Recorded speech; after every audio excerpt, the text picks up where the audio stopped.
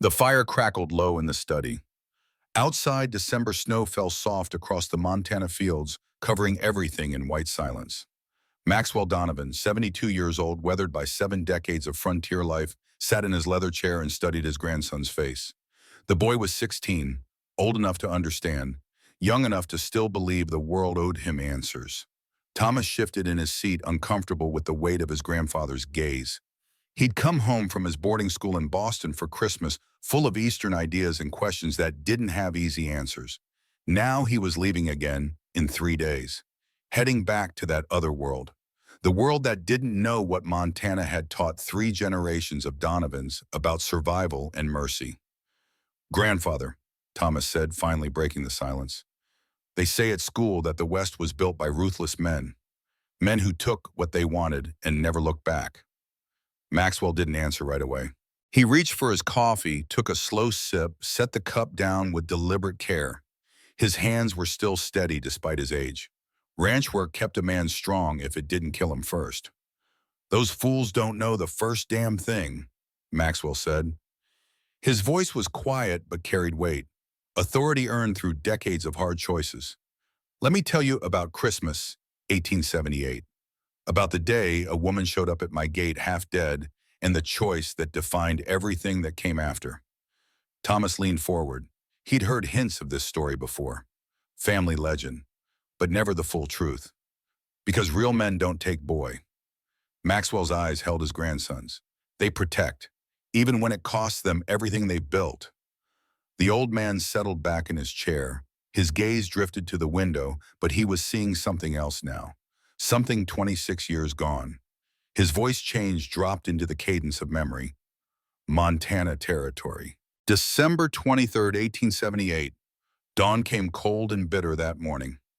The world was white and still when Maxwell Donovan rode his fence line that December dawn. 46 years old, then lean and weathered, shaped by 16 years of ranching and country that killed the weak and humbled the strong. The thermometer outside his kitchen had read 15 below when he'd left the house. Now, an hour into his ride, the cold had settled deep into his bones, despite his wool coat and oilskin duster.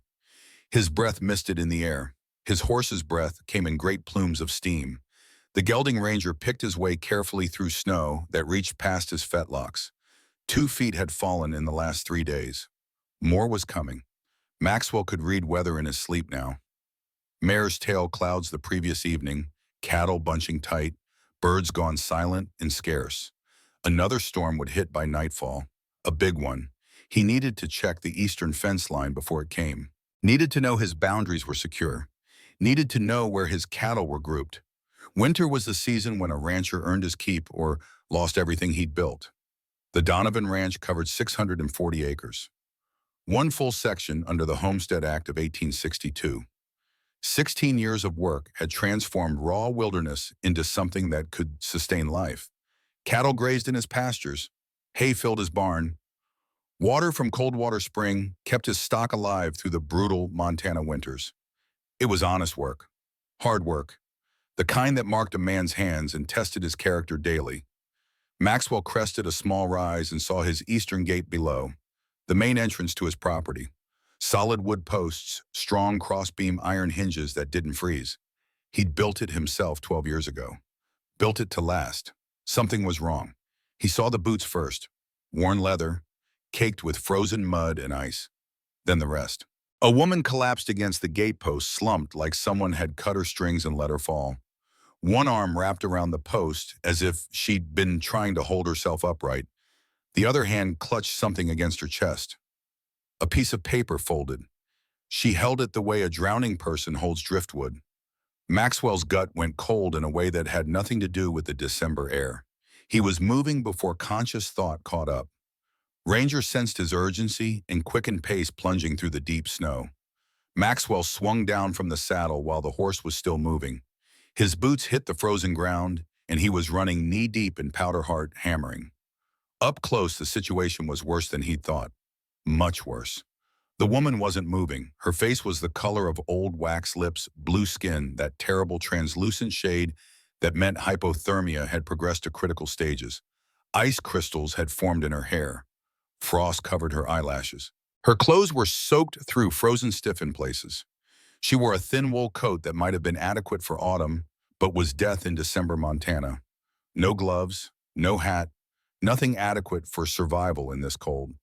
Maxwell dropped to his knees beside her, snow soaking through his pants. He stripped off his glove and pressed two fingers to her throat, searching for a pulse.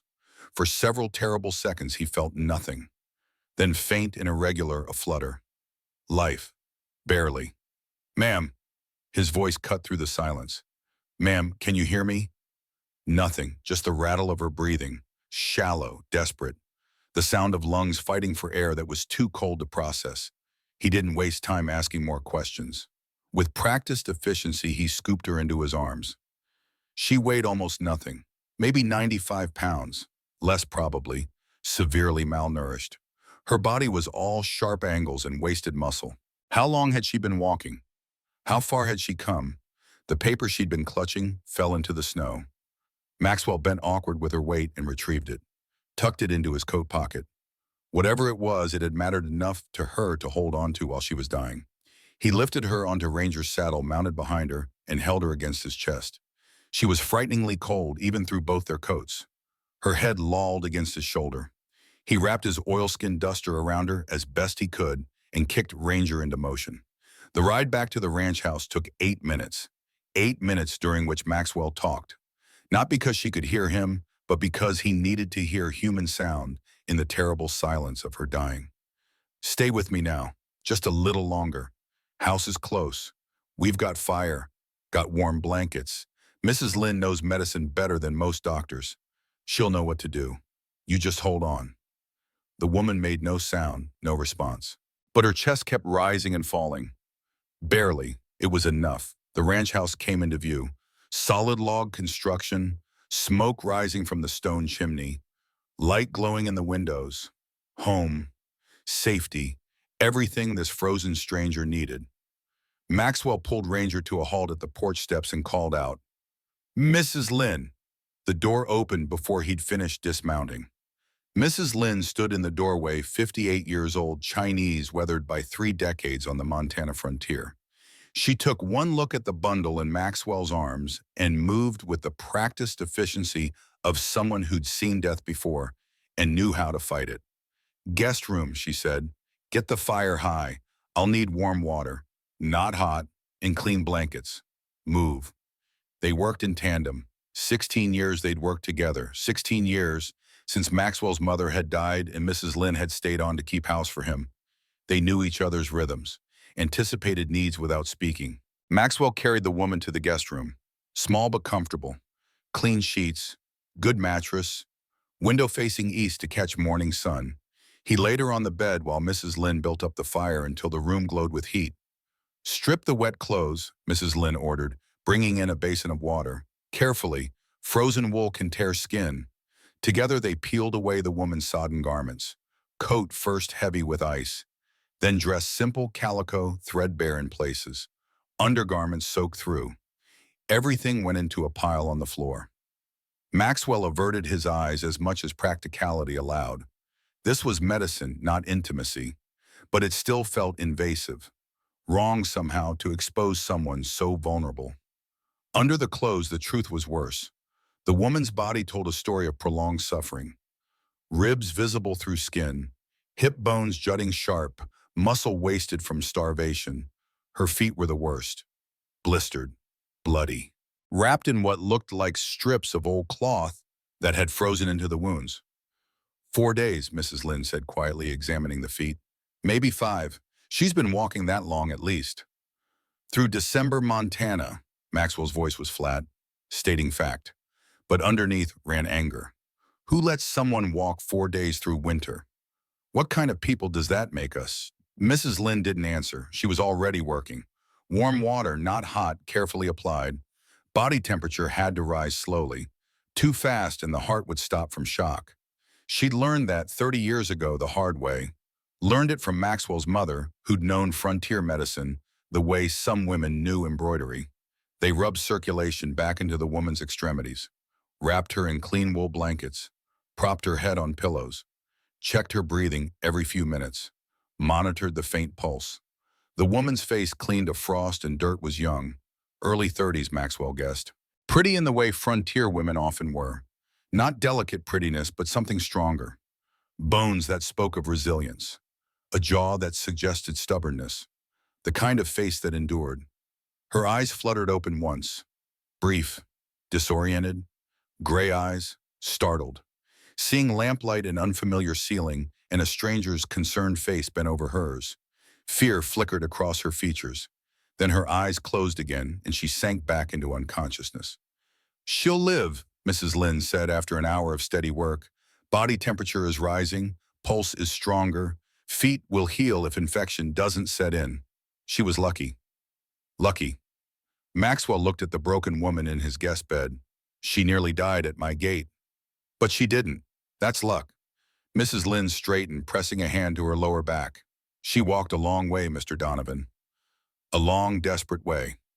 The paper crinkled in Maxwell's coat pocket. He'd forgotten about it in the rush of emergency care. Now he pulled it out, unfolded it carefully by the lamplight. Quality paper, heavier than standard. Official letterhead at the top. Cedar Falls Community Church. Reverend William Hayes. The handwriting was steady, pastoral, educated. Maxwell recognized the name. Hayes.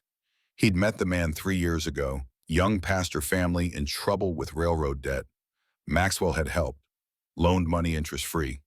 The Hayes family had paid it back within a year. The note was short, direct.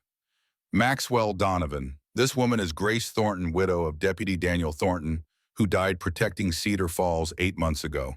The bank robbery that took Daniel's life left 4 hostages alive, 2 of them children. Cedar Falls buried Daniel as a hero. 2 weeks later, they drove his widow out for bringing bad luck. They refused her service at shops. They threw stones at her door. They said her grief was inappropriate. "I am the new pastor here. I watched this town's cruelty and could not stop it. But I can give her a chance. Your mother, Catherine, wrote to me before she died 3 years ago. She said, if you meet someone the world has abandoned, send them to my son. He will do what's right."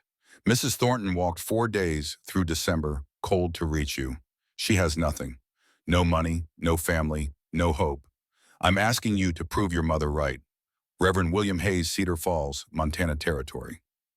Maxwell read it twice, then a third time, each word settling into his understanding like stones dropped in deep water, making ripples, changing things. His mother, Catherine Donovan, dead 3 years now, but still reaching across time to shape his choices. She'd known. Somehow she'd known he would need this, need to be reminded what mattered. Need to remember that strength wasn't measured in acres owned or cattle raised, but in moments like this. Moments when you chose between comfort and conviction. Mrs. Lynn watched him read, waited. She knew that look. The way Maxwell's jaw set when he was making decisions that would cost him something. "What does it say?" she asked quietly.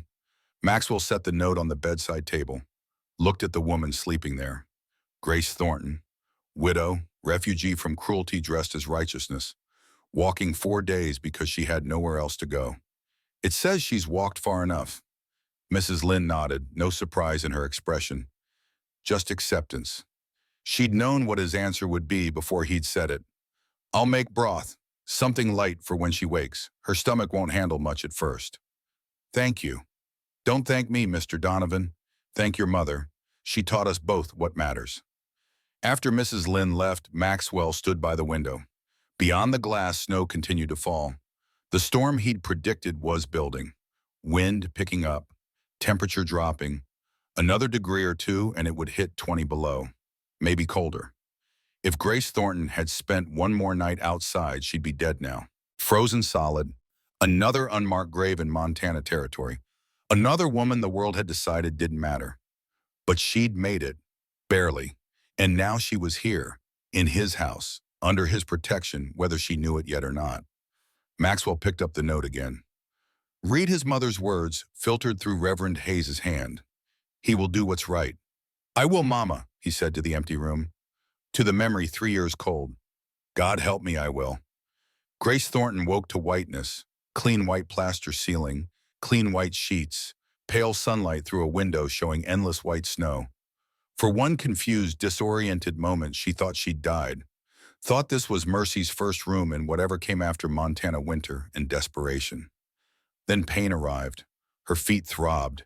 Deep burning pain that meant nerve damage healing. Her hands ached with returning circulation. Her throat felt scraped raw. Every breath hurt. Not heaven then. Still earth, still hurting. She tried to sit up. Failed. Tried again. Her body didn't want to cooperate. Muscles weak from starvation and exposure. Everything felt heavy and distant and wrong. The door opened. A woman entered carrying a tray. Steam rose from a bowl. The smell of beef broth made Grace's stomach clench with sudden desperate hunger. The woman was Chinese, middle-aged, kind eyes set in a face that had seen hard years and survived them. She wore a simple gray dress, clean white apron, moved with quiet efficiency. "You're awake? Good." The woman's voice was calm, matter of fact.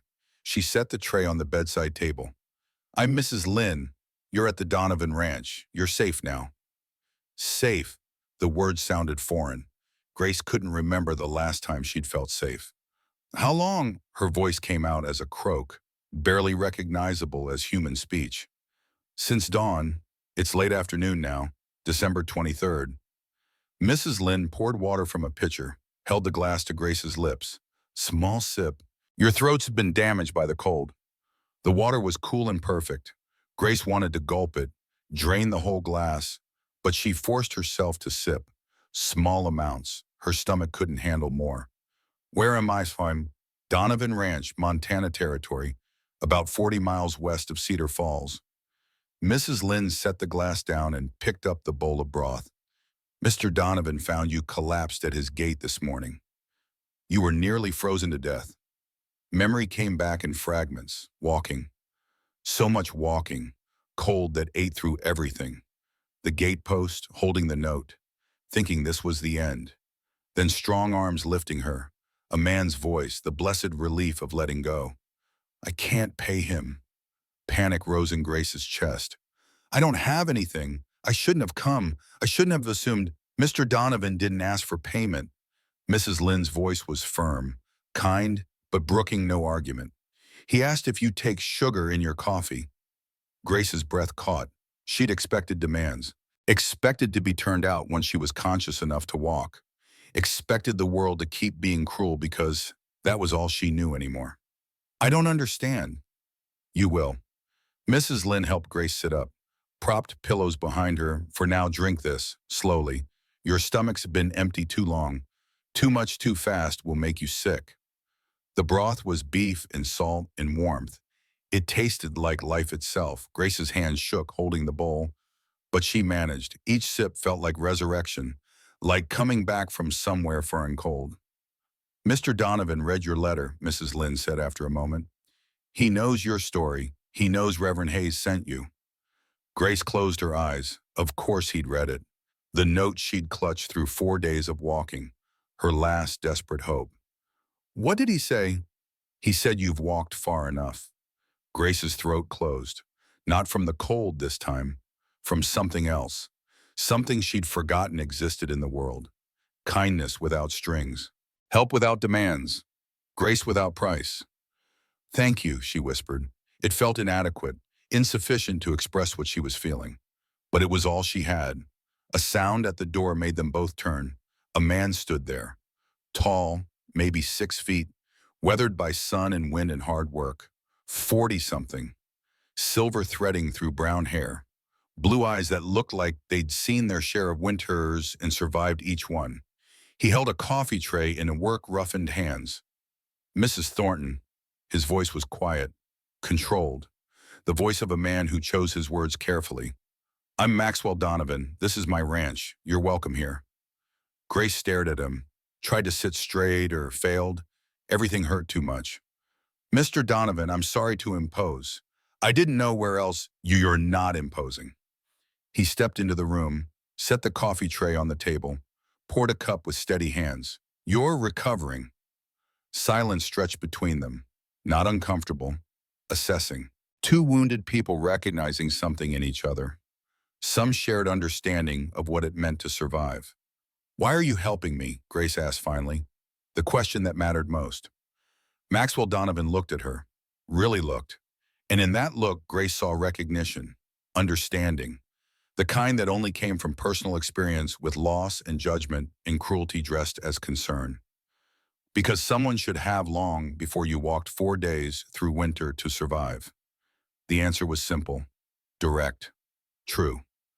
Grace felt something crack open in her chest. Some wall she'd built to keep functioning through 8 months of hell. Tears threatened. She fought them back. She'd cried enough, lost enough, bled enough. But this man's simple statement of decency undid her more than all the cruelty had.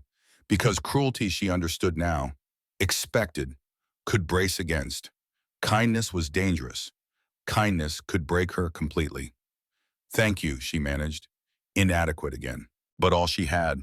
Maxwell nodded once. Acknowledgement. Then he stepped back toward the door. "Rest. Mrs. Lynn will check on you. We'll talk when you're stronger." After he left, Grace sat holding her coffee cup, watching steam rise, feeling warmth seep into hands that had been frozen so long she'd forgotten what warmth felt like. Outside, snow continued to fall. Inside, lamplight held steady. For the first time in 8 months, Grace Thornton allowed herself to hope. Just a little. Just enough to keep breathing. Evening found them in Maxwell's study. The room smelled of leather and wood smoke and old paper. Floor-to-ceiling bookshelves lined 2 walls. A massive desk sat beneath the window. 2 leather chairs faced the stone fireplace, where logs crackled and popped, throwing dancing shadows across the walls. A clock ticked quiet rhythm, measuring time in steady beats. Grace sat in one chair, hands wrapped around a coffee cup. She'd bathed, changed into a borrowed dress from Mrs. Lynn, eaten bread and more broth. Her feet were wrapped in clean bandages. Her hands still ached, but the frostbite wasn't severe. She'd keep all her fingers. The toes were more questionable. Time would tell. Maxwell sat in the other chair, not interrogating, not demanding, just present, waiting, giving her space to speak or stay silent as she chose. Outside, full darkness had fallen.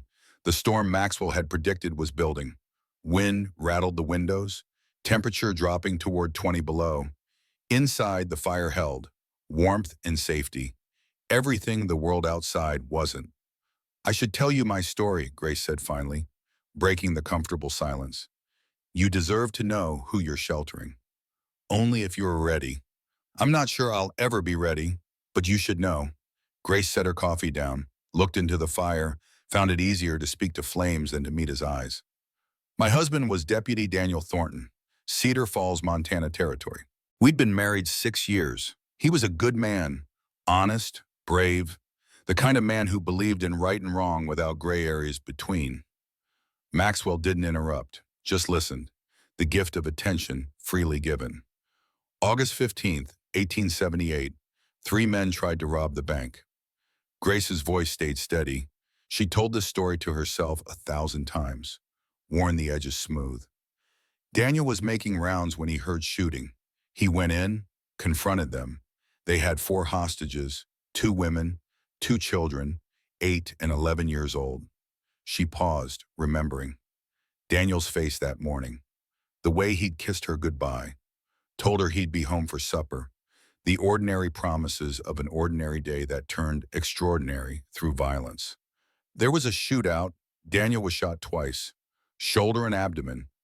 But he returned fire, killed one of the robbers, Timothy Bradford, 24 years old.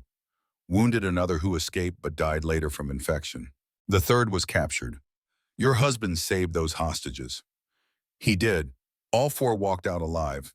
Daniel died 3 days later. Peritonitis. The abdominal wound got infected. Frontier doctor did what he could, but Grace shrugged. Death was death. Medicine only delayed it sometimes. The whole town came to his funeral. 200 people. They called him a hero. They weren't wrong. What happened after? Grace's jaw tightened.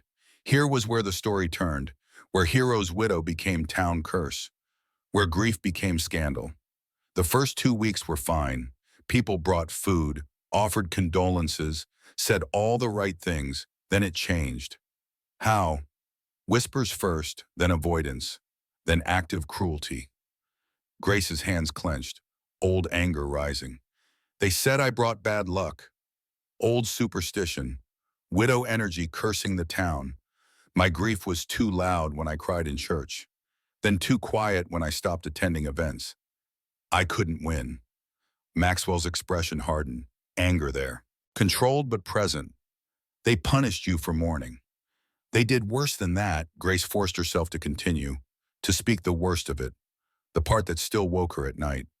Mr. Donovan, Maxwell, I was pregnant when Daniel died.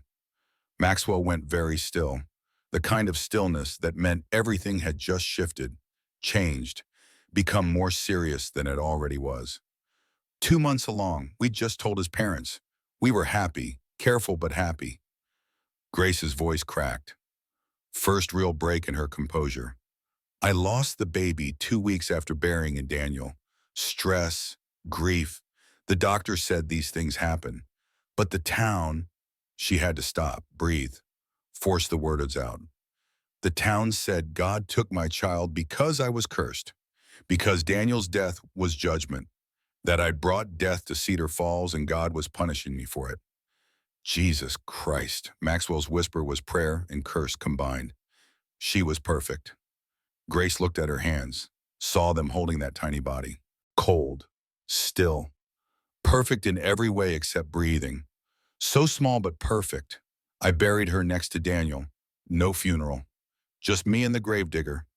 No one else would come. The room was silent except for fire crackling and wind howling outside. Grace let the silence stretch. Let Maxwell absorb what she'd told him. Let him understand the full weight of what Cedar Falls had done. The doctor who delivered my stillborn daughter refused to see me again. She continued eventually. Said he couldn't be associated with bad luck. The general store refused service. Neighbors crossed the street to avoid me. Children threw rocks at my windows. Someone left an anonymous note. Leave before you curse someone else. And the pastor, old Pastor Miller, told me I should consider relocating for the community's peace. Bitterness made Grace's voice sharp. Then he retired. Reverend Hayes replaced him in September. Young man, idealistic. He saw what was happening. Tried defending me from the pulpit. Half the congregation walked out. Hayes is a good man. He is. He gave me $40, his whole month's salary, wrote that letter. Told me about you, about your mother, Catherine. Said you were a fair man, a good man, that you'd help me because it was right. Grace finally met Maxwell's eyes. I walked 4 days to find out if he was correct. Maxwell stood, walked to the window, looked out at darkness and snow. Montana, vast and empty beyond the glass. When he spoke, his voice was quiet but certain. Your husband was a hero. Your grief was honest. Your loss was real. There was nothing wrong with any of it. He turned to face her. They punished you for being human, for feeling what any person would feel. That's not justice, it's cruelty. Why does that matter to you? Grace asked, needing to understand. You don't know me. No, but I know what it's like when people decide you're broken in ways you're not, when they judge you for surviving wrong, when comfort becomes more important than truth.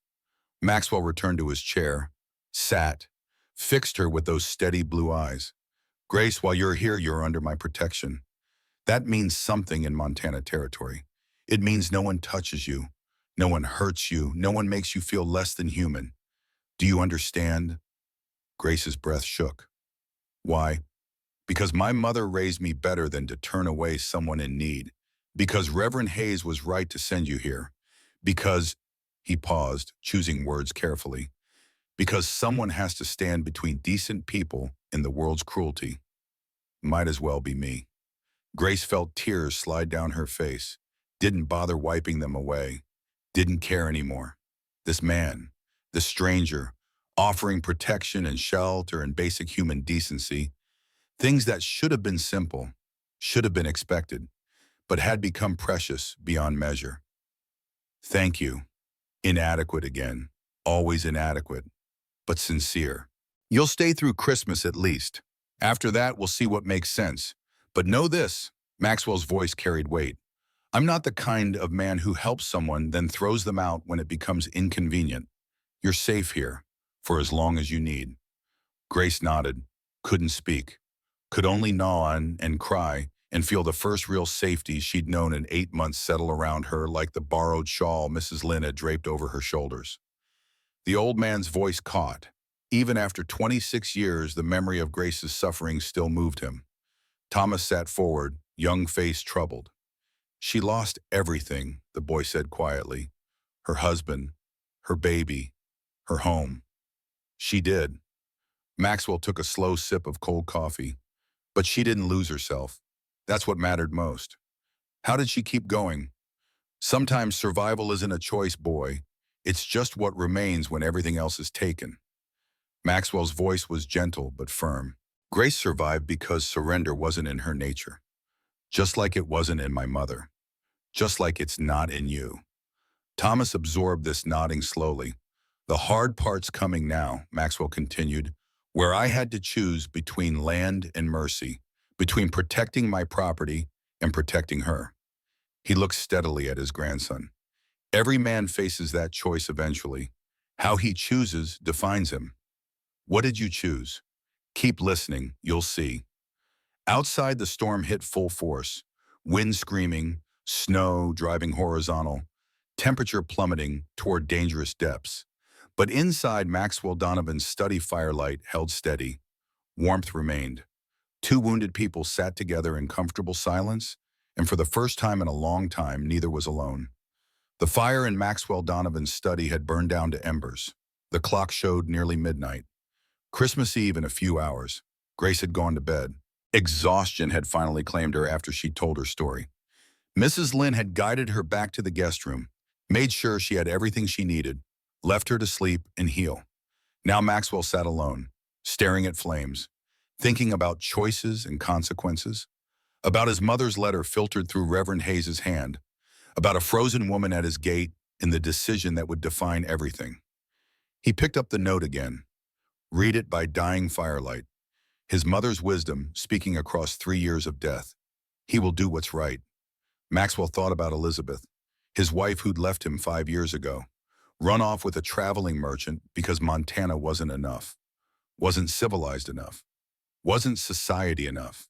She'd wanted Denver, wanted culture and comfort and ease. She'd wanted anything except hard winters and harder work, and a husband who loved land more than luxury. The town had lied for him, called it fever when everyone knew the truth.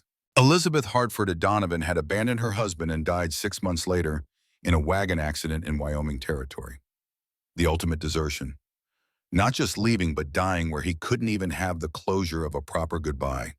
Maxwell had let them lie, let them say fever, let them preserve his dignity at the cost of truth. And he'd hated every moment of it. Hated the pity, hated the careful avoidance of reality, hated being treated like he couldn't handle his own life's honesty.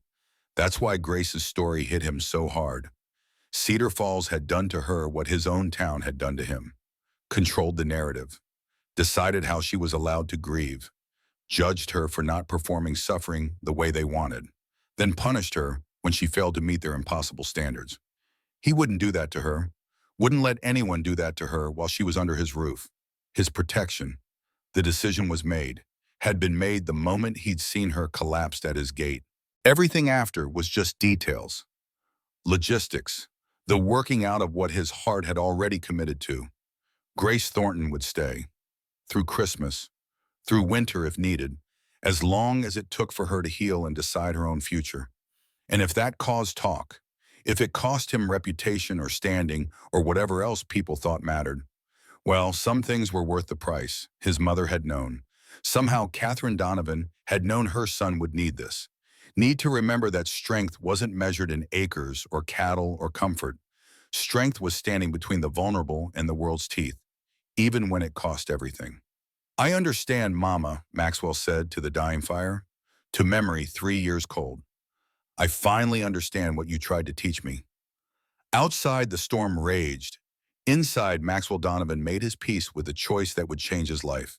And when he finally stood and headed to bed, his sleep was deep and dreamless. The sleep of a man whose conscience was clear. The frozen widow at his gate was safe now, protected, given sanctuary. That was enough. For tonight, that was enough. Tomorrow would bring its own challenges. But tonight, mercy had won. Christmas Eve morning came cold and clear. The storm had passed during the night, leaving the world buried under 3 feet of fresh powder. Sunlight made the snow glitter like scattered diamonds. Temperature still held below zero. The kind of cold that killed cattle if you weren't careful. The kind that tested every rancher's preparation and skill. Maxwell was in the barn before dawn, checking stock, making sure water troughs weren't frozen solid, counting heads to verify no animals had drifted during the storm. 43 steers, 12 cows, all accounted for, all alive. Small victories, but they mattered in Montana winter. He was spreading hay when he heard riders approaching, 3 horses, moving fast despite the deep snow. Maxwell straightened, set down his pitchfork, walked to the barn door and watched them come. Jackson Mercer rode in front, 51 years old, prosperous rancher, Maxwell's closest neighbor and longtime acquaintance. Not quite friend, but not enemy either. The relationship men developed when they lived 20 miles apart and relied on each other for survival. Behind Jackson rode 2 of his ranch hands, young men, strong, the kind hired for muscle as much as skill. This wasn't a social call. Maxwell stepped out into the morning cold. Let them come to him. Defensive position without being obvious about it. His ranch, his ground. He didn't need to meet them halfway. Jackson reined his bay gelding to a halt 10 feet away. Steam rose from the horse's nostrils. The animal's coat was dark with sweat despite the cold. They'd ridden hard. Maxwell, Jackson's voice was neutral, controlled, the tone men used when delivering bad news. Jackson. Maxwell didn't move, didn't invite them down, just waited. Need a word about your guest. Mrs. Thornton is recovering from exposure. She's not receiving visitors. That's not what I meant. Jackson glanced at his men. Some silent communication. They stayed mounted but alert. Can we speak privately? Maxwell considered. Weighed options, decided privacy might be better than an audience. Barn office, 5 minutes. He led them inside. The barn office was small, desk, 2 chairs, filing cabinet, walls covered in ranch records and cattle breeding charts. Practical space, working space, no comfort, no hospitality offered. Jackson's men stayed outside. Jackson followed Maxwell in, closed the door. The temperature inside wasn't much warmer than outside, but at least the wind couldn't reach them. Say what you came to say. Maxwell didn't sit, didn't offer Jackson a seat, just stood, arms crossed, waiting. Folks are talking Maxwell, bachelor and widow, alone out here. You know how it looks. Looks like hospitality. Man helping someone in need. Some are talking about involving the territorial marshal. Questioning propriety. Maxwell's jaw tightened. Let them question. My conscience is clear. Jackson shifted his weight. Uncomfortable. Whatever he'd come to say, the hard part was coming. Maxwell, Franklin Pierce put out word he's contesting your water rights. The world seemed to tilt. Maxwell went very still. The kind of still that meant everything had just become serious. Dangerous. Explain. Pierce claims your spring water source crosses onto his territory, says he's got survey documents proving it, filed formal complaint in Virginia City 3 days ago. Hearing set for January 15th. Maxwell's mind raced. Cold water, spring, the lifeblood of his ranch. Without that water, his cattle wouldn't survive winter. Without cattle, the ranch was worthless. 16 years of work turned to nothing if Pierce succeeded. Pierce doesn't own land anywhere near my spring. He bought sections 14 and 15 last month from the railroad. Says his survey shows the spring originates on section 15. Claims prior appropriation. Prior appropriation, Montana water law, first use established rights. But Maxwell had been using cold water spring since 1867. 11 years, documented, recorded, legal. I've got survey maps from Territorial Office. Springs clearly on section 22, my section. Pierce's lawyers say those surveys are inaccurate. They've got their own from 1865. Says it proves the spring starts on his land and flows onto yours. 1865. Maxwell's voice was hard. I wasn't even here in 65. Nobody was surveying this region then. The maps don't exist. They do now. Jackson's meaning was clear. Pierce had created evidence, bought or forged documents, whatever it took. Why are you telling me this? Jackson looked uncomfortable. Because Pierce is using your situation with the widow as character evidence. Says you're unfit to hold homestead. Says harboring an unrelated woman of questionable reputation violates the moral character requirement in the Homestead Act. The pieces clicked together. Pierce wanted Maxwell's land, wanted the water, was using Grace's leverage. Social scandal to undermine legal standing. It was smart, ruthless, exactly the kind of move a Denver speculator would make. He's got Judge Morrison in his pocket, Jackson continued. Probably. Everyone knows Morrison takes bribes. You need an impeccable reputation to fight this. No scandal, no questions about your character. The implication hung heavy between them. Send Grace away. Save the ranch. Choose property over principle. No, Maxwell's voice was flat, final. Maxwell, think about this. 16 years of work, your whole life. Don't throw it away for a woman you just met. I'm not throwing anything away. I'm doing what's right. Right doesn't matter if you lose everything. Then I'll lose everything. Maxwell met Jackson's eyes. Let him see the determination there, the conviction. But I won't turn away someone who needs help just because it's convenient for a land grabber. Jackson stared at him. Something shifted in his expression. Respect, maybe, or recognition. You're a stubborn fool, Maxwell Donovan. Probably, but I'm my mother's son, and she'd never forgive me if I chose land over mercy. Jackson was quiet for a long moment. Then he nodded. Once. Acknowledgement, if not agreement. I said what I came to say. What you do with it is your business. Merry Christmas, Maxwell. Merry Christmas, Jackson. After they left, Maxwell stood in the coal barn office and let the weight of it settle. Pierce was coming for his ranch, using Grace as a weapon, targeting everything Maxwell had built, and Maxwell had just committed to fighting with both hands tied, because he wouldn't send Grace away. Wouldn't make her homeless again, just to save himself. Some choices were easy. Some were hard. This one was both. He walked back toward the house. Needed to tell Grace. Needed to figure out their next move. Needed to prepare for a fight that would cost him, no matter how it ended. Grace was standing in the doorway, wrapped in Mrs. Lynn's shawl, face pale. She'd heard everything. The barn office wasn't that far from the house. Voices carried in winter silence. I have to leave. Her voice shook. I'm costing you your land. You're not costing me anything Pierce wasn't already trying to take. But I'm making it easier for him. Grace's hands twisted in the shawl, anguish clear on her face. I won't be responsible for you losing everything. Mrs. Lynn appeared behind Grace, set a hand on her shoulder. Firm, grounding. Running doesn't make them right, dear. It makes them comfortable. Mrs. Lynn is correct. Maxwell climbed the porch steps, stood before Grace. Let her see his certainty. This isn't about you. It's about Pierce wanting my water rights. He'd have found another excuse if you weren't here. You don't know that? I do. Mrs. Lynn's voice was quiet but carried weight. Franklin Pierce tried to buy this ranch from Catherine Donovan 15 years ago. She refused. Told him the land would stay with her family or nobody. He's hated the Donovans ever since. Grace looked between them. What? Pierce is a land speculator from Denver. Mrs. Lynn guided Grace back inside. Maxwell followed it. They gathered in the kitchen. Warm, safe, good place for hard truths. He came to Montana in the 1860s, bought railroad land, squeezed out small ranchers, built an empire on other people's suffering. He also pushed for the Chinese Exclusion Act in Montana territory. Mrs. Lynn's voice stayed level, but something burned underneath. Old anger, old pain. Tried to drive out Chinese workers. Said we were taking jobs from white men.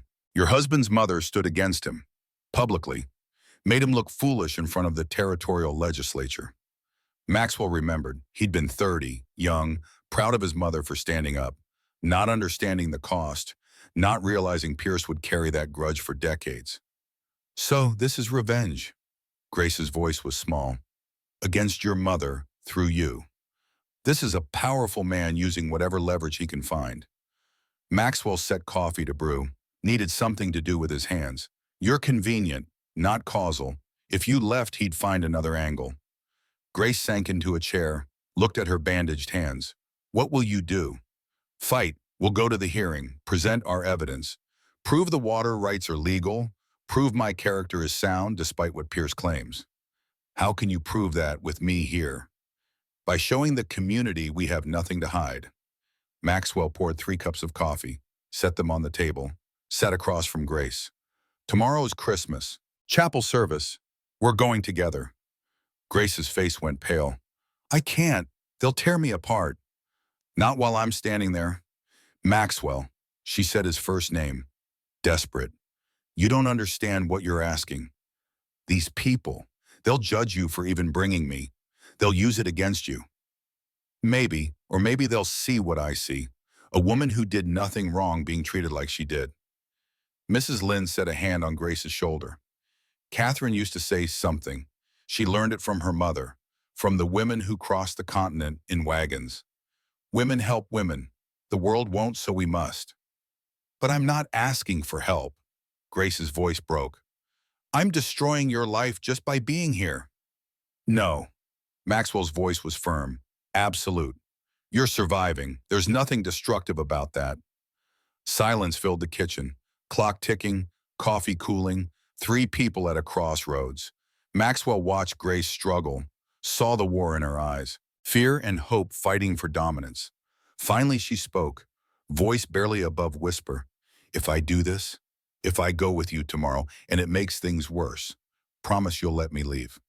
I promise that whatever happens, the choice to stay or go will be yours, not mine, not the community's, yours.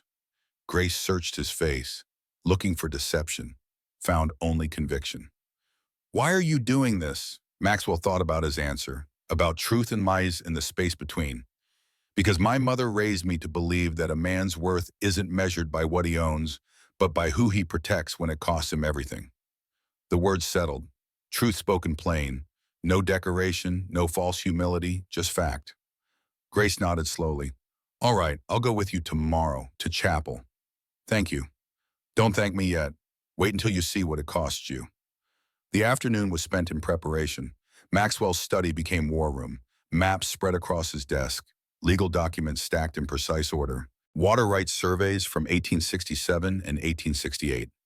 Cattle inventory ledgers showing 11 years of spring water usage. Letters from the territorial surveyor confirming spring location. Everything documented, everything preserved. Grace studied the papers with surprising focus. She'd had education. Maxwell could see it in how she read, how she understood legal language, how she asked smart questions about prior appropriation law and homestead requirements. The Homestead Act requires good moral character. Grace held up the relevant statute. Read aloud. Claimant must demonstrate fitness to hold property through lawful behavior and community standing. That's vague enough to mean anything. Intentionally so. Maxwell pointed to another document. But look here, territorial precedent, Johnson versus Martinez, 1875. Court ruled that hospitality and charity demonstrate moral character rather than undermine it. Will Pierce's lawyers know about Johnson versus Martinez? Probably, but we'll make sure Judge Morrison remembers it. Mrs. Lynn entered with fresh coffee and bread, set the tray down. You should teach Mrs. Thornton about ranch work. If she's staying, she needs to understand what you're protecting. Maxwell considered. It made sense. Grace needed to see what was at stake, needed to understand why this land mattered so much. Can you walk the feet? Grace stood, tested her weight, winced but held steady. I can manage. Bundle up. Montana cold doesn't forgive tourists. Outside, the temperature had climbed to maybe 5 below. Barely. The kind of cold that burned exposed skin in minutes. Grace wore Mrs. Lynn's heavy wool coat, scarf wrapped around her face, gloves on her damaged hands. She looked small against the vast white landscape. Fragile. But she didn't complain. just followed Maxwell toward the barn. This is Ranger. Maxwell led her to the big bay gelding. 16 years old, sound, smart, good winter horse. Grace reached out carefully. Let Ranger sniff her glove. The horse huffed warm breath and allowed her to stroke his neck. Horses read people better than people read horses. Maxwell checked Ranger's hooves, lifted each one, examined for ice buildup. He likes you. That's good judgment on his part. I don't know anything about ranching. You will, if you stay. Maxwell moved to the next stall. This is winter work, different from summer. In summer, cattle graze, find their own food. Water's plentiful. Weather's manageable. Winter is survival. He showed her the hay stores, explained rationing. Each steer needed 30 pounds per day in deep cold. Any less and they'd start burning body fat, lose weight, weaken, die. How do you know how much to store? Count your stock in October. Calculate based on worst case. 6 months of winter, extra for late spring snow. Maxwell opened the hay loft, showed her the organized bales. I cut this hay last July, stacked it, dried it. Every bale represents survival. They walked to the water trough. Ice had formed overnight despite Maxwell's earlier work. He picked up a long-handled axe, demonstrated the technique. Strike at angle, break ice without damaging the trough. Clear the opening. Let cattle access liquid water. Why not just let them eat snow? Eating snow burns more calories than it provides in hydration. Cattle can die of thirst surrounded by snow. He handed her the axe. Try. Grace took it awkwardly, swung, missed. Tried again. Connected but without force. Third swing. Better. She was learning, adjusting, understanding the rhythm. Good. Again. She swung, broke through. Ice chunks scattered. Water gleamed dark underneath. In a blizzard, this is the difference between life and death. Maxwell took the axe back, set it aside. Cattle can survive cold, can survive wind, cannot survive without water. This trough is checked every 4 hours in extreme weather, every 6 in moderate cold. You do this alone? I have 2 ranch hands who live in the bunkhouse, good men. But winter is when ranchers earn their keep. The work never stops. They walked the fence line. Maxwell showed her how to spot damage, where snow weight could break posts, where animals might try to push through. He explained property boundaries, section lines, survey markers, the legal framework that turned wilderness into owned land. 640 acres. Grace looked across the white expanse. It seems impossible. One man controlling so much. Not controlling, stewarding. There's a difference. Maxwell pointed toward distant mountains. That land doesn't belong to me. I belong to it. My job is keeping it healthy, productive, sustainable. If I fail, the land continues. I don't. They reached the spring, cold water spring, source of everything. A natural artesian well where water bubbled up from deep underground. Even in winter, it didn't freeze. The constant flow and underground warmth kept it liquid, life in solid form. This is what Pierce wants. Maxwell crouched beside the spring. Let cold water run over his bare hand. Water rights in Montana territory are more valuable than gold. Whoever controls water controls survival. Grace knelt beside him, looked at the clear water, understood suddenly, completely. This wasn't about land, about property, about money. This was about life itself. You can't let him take this. I won't, but I also won't sacrifice you to keep it. Their eyes met. Something passed between them. Understanding, respect, the beginning of partnership. Real strength isn't in your hands, boy. It's in choosing to use them for good, even when no one's watching. Maxwell said it quiet, more to himself than her. His mother's words filtered through decades. She taught me that before Elizabeth left, before everything got complicated. Elizabeth, Maxwell stood, helped Grace to her feet, started walking back toward the house. My wife, she left 5 years ago, died 6 months later. That's a story for another time. But Grace had heard enough, understood enough. This man protecting her had been left too, abandoned, judged. He knew what it cost. They walked in comfortable silence. Behind them, Coldwater Spring bubbled eternal. Ahead, the ranch house glowed warm in an afternoon light. Between them, something was building. Trust, alliance. Something more that neither was ready to name yet. Thomas leaned back, processing. You were teaching her about survival, about the land. I was teaching her how to protect herself if things went wrong, Maxwell corrected. Practical knowledge, water, cattle, winter management. He paused. But she was teaching me something bigger. What? That mercy isn't weakness. That protecting someone doesn't make you a fool. Maxwell's weathered face softened. Your great-grandmother knew I needed that lesson. She sent Grace to teach it to me. Grace appeared in the doorway as if summoned, silver hair catching lamplight. Are you telling him about the spring? Just finished. Tell him about Christmas, Grace said softly. About Catherine. About how hard the truth can be when people are grieving. Maxwell nodded. The hardest part's coming, Thomas. Where we face the whole community. Where Grace stood before people who wanted her to disappear. Where I had to choose reputation or righteousness. Thomas waited intent. Christmas Day, 1878. Maxwell continued. The day everything changed. Evening found Grace in the guest room. Mrs. Lynn had brought a dress, deep blue wool, simple but elegant, well made. Grace held it up against herself in the small mirror. This is too fine for me. Nonsense. It was Catherine's. No, Grace set the shawl down, stepped back, hands shaking. Mrs. Lynn, please understand. Tomorrow I'll walk into that chapel wearing Catherine Donovan's shawl. Everyone will know what that means. That Maxwell's claiming me, publicly, under his mother's protection. That's exactly what it means. And it will destroy him. Grace's voice rose, all the fear breaking through. Pierce will use it.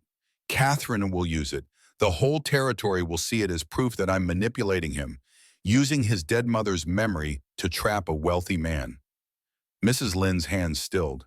She studied Grace's reflection carefully. Are you, what? Manipulating him? Trapping him? Are those accusations true? No, of course not. I came here to survive, not to. Then wear the shawl. Mrs. Lynn's voice was steel-wrapped in silk, absolute. Wear it and let them see the truth, that you're under Donovan protection because you deserve protection. That Maxwell chose to stand with you because it's right, not because you forced him. But what if I fail him? What if this costs him everything and I'm not worth it? Then you'll have tried. Mrs. Lynn picked up the shawl, draped it firmly over Grace's shoulders, and trying is more than most people ever do. Grace looked at herself in the mirror, the green wool against the blue dress, Catherine's legacy resting on her shoulders, the weight of it, the meaning. I'm terrified. Good. Mrs. Lynn began pinning hair again. Hands steady now, sure. Courage without fear is just stupidity. Courage with fear, that's strength. That's what Maxwell sees in you. That's what Catherine would have seen. Grace's breathing steadied, slowly. Tell me about her, about Catherine. Mrs. Lynn smiled. Let me tell you how I know about courage and fear. I don't belong. Not yet, but you will. Mrs. Lynn's reflection met Grace's in the mirror. Can I tell you something? Something I've never told anyone except Catherine and Maxwell. Grace nodded. 30 years ago, 1848, I was 19 years old, fresh married to a merchant in San Francisco. Good man, honest. We had plans, a future. Mrs. Lynn's hands slowed, memory pulling her back. Then there was a fire. Warehouse district. My husband died trying to save his goods. Died for silk and tea and nothing that mattered. Grace turned to face her. Mrs. Lynn, I'm sorry. The Chinese community couldn't support me. Too many poor themselves. We'd barely established ourselves in California. The white community, Mrs. Lynn's voice hardened. They made their feelings clear. Chinese widow, no family, no money, no value. What did you do? What you did, I walked, not 4 days, more like 4 weeks, north from San Francisco, looking for work, for shelter, for any scrap of mercy. Mrs. Lynn returned to pinning hair, but her hands trembled slightly now. I ended up in Sacramento, December, cold, starving. I collapsed outside a house in the rain, expected to die there. Grace held very still, understanding. This was the parallel, the connection, why Mrs. Lynn had defended her so fiercely. A woman found me, Catherine Donovan. She was visiting Sacramento on business, saw me lying there, brought me inside, fed me, clothed me, and when I was strong enough, she said, I need a housekeeper, someone I can trust, someone who understands what it means to survive. Maxwell's mother saved you. She did more than save me. She gave me family, purpose, dignity. Mrs. Lynn met Grace's eyes in the mirror. When she was dying 3 years ago, she made me promise something. She said, Lynn, there will come a day when someone else needs what I gave you. Help them. Help Maxwell help them. That's our legacy. Grace's throat closed. She knew. She knew her son would need reminding, would need purpose, would need to remember that strength isn't ownership, it's protection. Mrs. Lynn finished with the hair. Step back. When you collapsed at that gate, I saw myself 30 years ago, and I knew Catherine had been right. This was the moment she'd prepared us for. What if I fail you? What if I make things worse? Then you'll have tried. That's more than most people do. Mrs. Lynn handed Grace the green shawl, the one Maxwell had mentioned, his mother's. This was Catherine's favorite. Wear it tomorrow. Let them see you're under Donovan protection. Let them see you matter. Grace held the shawl, soft wool, well kept, smelling faintly of cedar and something floral. The physical embodiment of legacy, of women helping women, of mercy passed down. A legacy isn't what you leave behind. It's who you raise up. Mrs. Lynn said it quiet, firm. Catherine raised Maxwell. Maxwell is raising you. Someday you'll raise someone else. That's how good survives. Through deliberate, stubborn kindness, Grace wrapped the shawl around her shoulders, felt its weight, its warmth, its meaning. Thank you, Mrs. Lynn. Don't thank me. Prove Catherine right. Show this territory that mercy matters more than scandal. Christmas morning arrived with the kind of cold that made breathing hurt. 20 below, maybe colder. Sun rose brilliant and hard over frozen landscape. Everything diamond sharp, crystalline, beautiful and deadly in equal measure. The chapel sat at the edge of town, 10 miles from Maxwell's ranch. White painted wood, bell tower leaning slightly left, simple cross above the door. It was the kind of building frontier communities erected first, before schools, before shops, before anything else. A declaration that civilization existed here, that God's presence sanctified their claim to wilderness. 25 families gathered there most Sundays, maybe 80 people total. Everyone knew everyone. Births, deaths, marriages, scandals. In a community, this small privacy didn't exist. Every choice was public. Every judgment, communal. Maxwell helped Grace down from the wagon. She wore the blue dress, the green shawl, her hair pinned up proper, face pale but composed. She looked dignified, respectable, everything Pierce's lawyers would claim she wasn't. Ready? Maxwell offered his arm. Grace took it. Her hand trembled. No, but let's go anyway. They walked toward the chapel entrance. Each step felt like walking into battle. Grace's stomach churned. Fear tasted metallic. But she kept moving, kept her chin up, kept her face neutral. The moment they stepped inside, conversation stopped. Not gradually, not politely, it stopped. Every head turned, every eye fixed on them. The silence was total, absolute, suffocating. Grace felt 80 stares like brands, felt judgment crystallize in real time, felt herself being measured, assessed, found wanting before anyone spoke a word. Maxwell's arm under her hand was steady, unyielding. He walked them to a pew midway up, not hiding in back, not claiming front, middle ground. Statement of belonging without arrogance. They sat. Mrs. Lynn took the seat on Grace's other side, creating a wall of protection. 3 people making a stand. The young pastor stood at the pulpit. Reverend somebody, Grace didn't catch the name. 20-something, nervous. He fumbled his Bible, dropped his notes, recovered badly. He could feel the tension. Everyone could. The room vibrated with it. His sermon was about Christmas mercy, about shepherds and angels and unlikely messengers of grace. The words should have been beautiful, should have meant something, but they fell flat against the wall of communal hostility filling every pew. Grace sat rigid, hands clasped, knuckles white. She didn't hear the sermon, could only hear her own heartbeat, could only feel the weight of judgment pressing down like physical force. After the service, people approached Maxwell, careful, formal, shook his hand, wished him Merry Christmas, and every single one of them ignored Grace completely, as if she didn't exist, as if she was invisible, all except one. An old woman, 70 if she was a day, sharp eyes, sharper tongue. She studied Grace for a long moment, then nodded, once. Acknowledgement. Merry Christmas, dear. 2 words, simple, but they landed like benediction. Merry Christmas, Mrs. Porter, Grace managed. The old woman moved on, but those 2 words hung there, proof that kindness still existed, small, fragile, but real. Then Catherine Bradford appeared.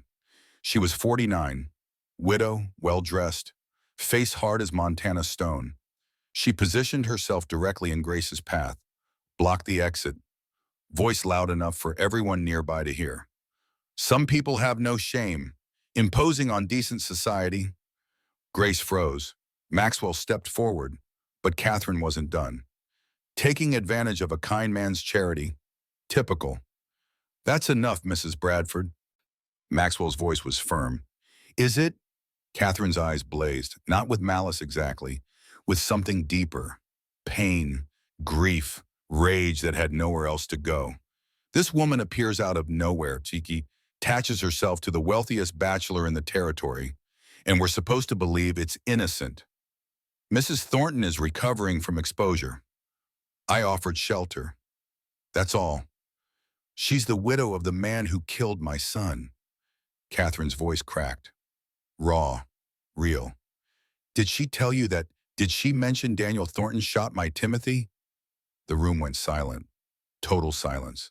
Every ear listening. Every eye watching. Grace couldn't breathe. Hadn't known. Hadn't been told the names. Just knew Daniel had killed one robber. Never asked who. Never wanted to know. Timothy was 24 years old. Catherine's face twisted. Grief and anger indistinguishable. Just a boy. Made mistakes. But your husband shot him twice. Left him to die. Mrs. Bradford. Maxwell's voice cut through, sharp. Your son was robbing a bank, holding hostages. 2 of them children. Deputy Thornton did his job. His job was murder. His job was protection. Grace found her voice, small but steady. I'm sorry for your loss, Mrs. Bradford. I am, but my husband didn't want to shoot anyone. He wanted to save innocent people. Innocent, Catherine spat the word. And what about my son? Your son made choices, hard choices, wrong choices. My husband made different ones. Grace's voice grew stronger. I grieve for Daniel. You grieve for Timothy. Both those things can be true, but I won't carry your son's choices as my shame. The words hung in cold air, truth spoken plain. No apology, no submission, just fact. Catherine stared at Grace. Something shifted in her expression. Surprise, maybe. She'd expected tears, expected submission, expected Grace to crumble. Instead, Grace stood straight, met her eyes, refused to bend. Catherine turned and left, swept out with 3 other women following. The crowd parted for her, reformed behind her. Whispers began, building, growing. Maxwell guided Grace toward the door. Mrs. Lynn followed. They walked through watching eyes, through judgment, through the first battle of what would be a long war. The wagon ride home was silent. Grace stared at her hands, processing, understanding. Catherine Bradford had a reason for hatred, a good reason, a real one. That made everything more complicated, more difficult, more human. You did well. Maxwell broke the silence finally. I called her son a criminal to her face. You told the truth. There's a difference, Rudababo. Grace looked at him, really looked, saw the toll this was taking, the cost of standing with her. Maxwell, this is only going to get worse. When Pierce's lawyers find out about Catherine, about Timothy, they'll use it. Let them. You can't protect me from everything. No, but I can protect you from this, from judgment that has no basis in truth. Maxwell's jaw set. Determined. Catherine's grief is real, but it doesn't make you guilty. Grace wanted to believe him, wanted to believe truth mattered, that justice existed, that doing right would be enough. But she'd learned the hard way. The world didn't work that way. Truth was negotiable. Justice was expensive. And doing right often cost everything. Still, she was here, alive, protected. That was more than she'd had a week ago. It would have to be enough. They crested the hill overlooking Maxwell's ranch. Smoke rose from the chimney, cattle bunched near the windbreak. Everything looked peaceful, ordered, safe. But Grace knew better now. New storms were coming, legal storms, social storms, storms that would test them both beyond anything they'd faced so far. Tomorrow we start preparing, Maxwell said, reading her thoughts. We gather evidence, build our case, prove Pierce is lying. And if we can't prove it, Maxwell looked at her, eyes steady, voice certain. Then we lose. But we lose standing up, together. Grace nodded. It wasn't comfort exactly, but it was solidarity. And right now, that mattered more than promises of victory. They rode down toward the house, toward Christmas dinner and temporary peace, toward the calm before the coming storm. Behind them, snow began to fall again, soft, quiet, covering tracks, hiding evidence. Montana winter bearing everything under layers of white, but underneath the land remained, solid, enduring, waiting to see who would survive to claim it. Maxwell stood, poured fresh coffee from the pot. The study fire had burned low again. Outside present-day Montana snow fell exactly as it had 26 years before. Catherine Bradford, Thomas said carefully. She had reason to hate Grandmother Grace. She had reason to grieve, Maxwell corrected. Her son died. That's real loss, real pain. Doesn't matter that Timothy chose crime. A mother's love doesn't stop because her child makes wrong choices. So she wasn't wrong. She wasn't wrong to grieve. She was wrong to blame Grace for Timothy's decisions. Wrong to make Grace carry the weight of her son's choices. Maxwell returned to his chair. Anger needs a target. Catherine chose the wrong one. I understood why. Didn't make it right, just made it human. Thomas thought about that. What came next was the real test, Maxwell said. The legal battle, Franklin Pierce trying to take my land, using Grace as his weapon. His voice hardened, and my mother's wisdom reaching across death to save us both. The letter. The letter, Maxwell confirmed. Now let me tell you about Catherine's prophecy, about the moment we realized nothing was accident. Christmas night settled over the ranch like a benediction. The day had been long, exhausting. The chapel confrontation had drained them both. Now Grace sat in the guest room, staring out at stars brilliant against black sky. Montana stretched endless below, cold, beautiful, indifferent to human drama. She should sleep. Her body needed rest. The frostbite still hurt. The walking still ached in every muscle. But her mind wouldn't quiet. Catherine Bradford's face kept appearing. That raw grief, that justified rage. Timothy had been someone's son, someone's child, dead at 24 because of choices he'd made and consequences he'd faced. Grace understood grief, knew its weight, its permanence. But she also understood justice. Daniel had saved 4 lives, 2 children who went home to their mothers that night. That had to matter, had to count for something. A soft knock interrupted her thoughts. Maxwell's voice came through the door, quiet, respectful. Grace, are you awake? Yes, come in. He entered, still dressed, hadn't gone to bed either, carried 2 coffee cups, steam rising. He handed her one, sat in the chair by the window. Both of them looking out at darkness rather than at each other. Easier that way somehow. Can't sleep either. Grace wrapped her hands around the warm cup. Too much thinking. Maxwell was quiet for a moment, then, I need to tell you something. About Elizabeth. About why I understand what Cedar Falls did to you. Grace waited. Let him find the words in his own time. I told you she left, that she died, but I didn't tell you the whole truth. Maxwell's voice was careful, measured, like he was walking through a minefield of memory. We married in 1862. I was 30. She was 24. Beautiful, educated, from Virginia. Her family had money before the war, lost most of it after. The war divided us from the start. Her family sided with the Confederacy. I couldn't, wouldn't. Montana Territory stayed Union. I stayed with it. That gap between us, it never closed. Grace sipped her coffee. Let him continue. Elizabeth hated it here. The cold, the isolation, the work. She wanted Denver, wanted society, wanted anything except ranch life. Maxwell's hands tightened on his cup. For 10 years we grew apart.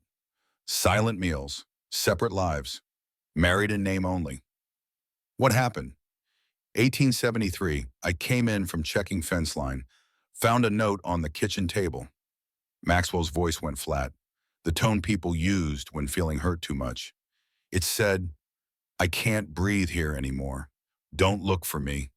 Grace drew in a sharp breath.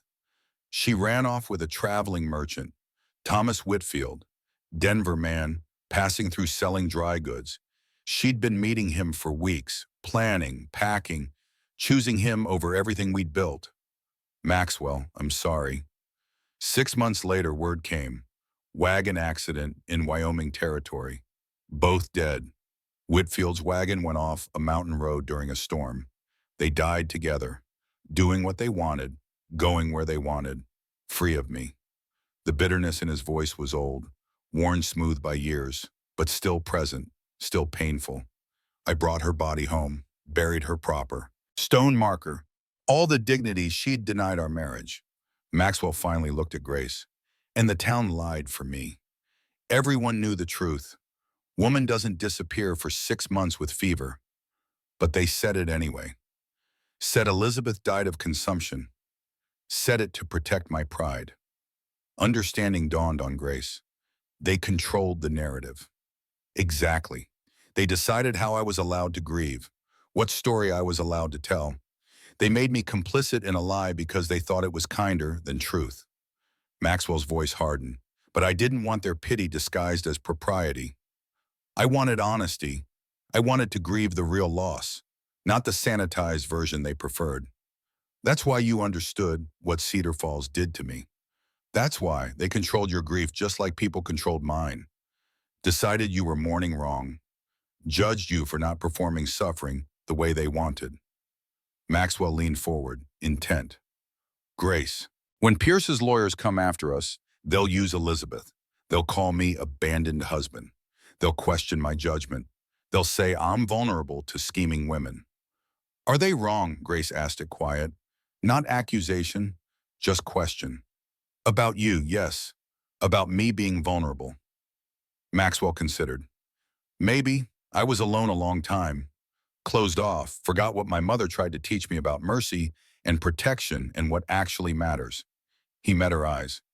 Then you showed up at my gate half dead, and I remembered. Grace felt something shift in her chest, some wall cracking. You're risking everything for someone you barely know. I know enough. I know you're brave. I know you're honest.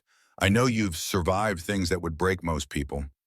Maxwell's voice went soft, gentle. And I know I'd rather face Pierce's lawyers with you beside me than face another empty year alone. The words hung between them, more than alliance, more than strategy. Something neither was quite ready to name, but both recognized. Thank you for telling me about Elizabeth. Thank you for listening. Maxwell stood. We should try to sleep. Tomorrow brings its own challenges. After he left, Grace sat holding her cooling coffee, looking out at stars, thinking about two wounded people finding each other in wilderness, about truth and lies and the cost of both. Outside, snow began falling again, soft, endless, covering everything. December 26th arrived with brittle cold and hard clarity, the kind of morning where everything felt sharp-edged and fragile. Maxwell was in the barn checking stock when he heard a horse approaching. Single rider, moving slow, not threatening but deliberate. Jackson Mercer. Maxwell set down his pitchfork, walked to the barn door, waited. Jackson rode up alone this time. No ranch hands, no backup, just one man coming to talk. Maxwell. Jackson dismounted, stiff, like the ride had cost him something. Can we talk? Really talk this time? Inside, coffee's on. They didn't go to the barn office. Maxwell led him to the house, to the kitchen where Mrs. Lynn was kneading bread and Grace was learning to crack ice off frozen laundry. Domestic scene, peaceful, real. Grace looked up, saw Jackson. Tension filled her face. It's all right, Maxwell said. Jackson, this is Grace Thornton. Grace Jackson Mercer. My neighbor. Jackson removed his hat, held it awkward. Mrs. Thornton, I apologize for yesterday, for how I spoke about you. Grace studied him, surprised. You're apologizing. I am. I was wrong. Jackson looked at Maxwell, then back to Grace. Can we all sit? What I need to say, it's not easy. Mrs. Lynn poured coffee. They gathered around the kitchen table, 4 people at a crossroads. Jackson held his cup but didn't drink, just stared into it like it held answers. 26 years ago, he began finally, I was 25, arrogant, stupid, in love with a woman named Sarah Miller. Maxwell went still. In 20 years of knowing Jackson, he'd never heard this story. Sarah was poor, daughter of a ranch hand. No money, no prospects, no social standing. Jackson's voice was thick with old pain. But I didn't care. I loved her, wanted to marry her, build a life together. What happened? Grace asked softly. My father happened. He was wealthy, powerful. He threatened to disown me if I married beneath our station. Said it would ruin the family name, destroy our standing. Jackson's hands tightened on the cup. The community agreed with him. Everyone had opinions. Everyone pressured me. Told me I was throwing my life away for a poor girl. What did you do? Maxwell already knew. Could see it in Jackson's face. I was weak, young, wanted my father's approval more than I wanted to be a man of honor. Jackson's voice cracked. I told Sarah we had to wait. Wait until my father calmed down. Wait until things settled. Wait. The room was silent except for fire crackling and clock ticking. Sarah waited 6 months, endured whispers, insults, people calling her gold digger, social climber, woman trying to trap a rich man. Jackson set his cup down, hands shaking. She endured it for me, believed I'd eventually stand up for her, for us. And did you? Grace's voice was barely above whisper. No, the word was confession, condemnation. October 1852, Sarah drowned herself in Miller Creek, left a note. It said, I can't be the reason you lose your family. I love you too much to watch you suffer for loving me. Grace's hand went to her mouth. Maxwell closed his eyes, the weight of it, the tragedy, the waste. I found her body. Jackson's voice was hollow, empty. I was the one who pulled her from that creek, cold, blue, dead because I was too much of a coward to stand against my father. Jackson. Maxwell's voice was rough. My father died 3 months later. Heart attack. I inherited everything. The money, the land, all of it. Too late to matter. Too late to bring her back. Jackson looked up, eyes wet. I married Eleanor a year later. She knew the whole story. Married me anyway. God knows why. I've spent 26 years trying to atone for 6 months of cowardice. Why are you telling us this? Grace asked. Because yesterday at that chapel, I watched as you stand up to Catherine Bradford. Watched you refuse to apologize for surviving. Watched Maxwell risk everything to protect you. Jackson's voice steadied, strengthened. And I saw my second chance, the chance I didn't take with Sarah. Maxwell leaned forward. What are you saying? I'm saying I'm testifying at your hearing. I'll stand witness to your character, to Mrs. Thornton's character, to the truth of what's happening here. Jackson met Maxwell's eyes. Pierce is using scandal to steal land, using cruelty disguised as morality. I won't stand by and watch it happen again. Not again. Grace reached across the table. set her hand on Jackson's. Thank you. That means more than you know. It doesn't undo what I did to Sarah. Doesn't bring her back, but maybe, Jackson's voice broke. Maybe it means something that I finally learned the lesson. 26 years too late. A legacy isn't what you leave behind. Maxwell said it quiet. His mother's words. Wisdom earned through suffering. It's who you raise up, who you protect, who you stand with when standing costs something. You're doing that now, Jackson. That matters. Jackson nodded. Couldn't speak. Just nodded. Mrs. Lynn refilled coffee cups. The kitchen was warm, safe. 4 people who understood loss in different forms, who knew the cost of choices made and not made, who were choosing finally to stand together. Eleanor and I will travel to Virginia City with you. Jackson found his voice again. United front, show Judge Morrison that respectable people support you. Pierce won't like that. Good. Let him be uncomfortable for once. Jackson's jaw set, determined. I've spent 26 years being comfortable, being safe, protecting my reputation. Sarah died for my comfort. I won't let anyone else pay that price. After Jackson left, Grace stood at the window watching him ride away. Maxwell came to stand beside her. He loved her. Grace's voice was soft. Sarah, he really loved her. He did, still does. Some loves don't end, they just become scars. Like Daniel, Grace turned to face him. I'll always love Daniel. Part of me will always grieve what we lost. I know. Maxwell's voice was gentle, understanding. I'll always remember Elizabeth. Not with love anymore, but with awareness of what went wrong. What I could have done different. Does that bother you that I still love Daniel? No. Maxwell was quiet for a moment. Then love isn't finite. You loving Daniel doesn't mean you can't love again. Differently.